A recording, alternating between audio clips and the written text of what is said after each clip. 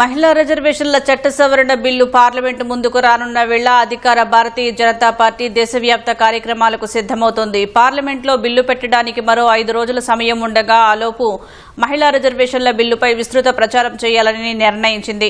విస్తృత ప్రచార కార్యక్రమాలు చేపట్టాలని అన్ని రాష్ట్రాల నాయకత్వాలకు దిశానిర్దేశం చేసింది. ఈ మేరకు పార్టీ రాష్ట్రాల అధ్యక్షులతో బీజేపీ అధ్యక్షుడు నితిన్ నబీన్ ఢిల్లీలో సమావేశమై మహిళా రిజర్వేషన్లు సహా ఇతర అంశాలపై చర్చించారు.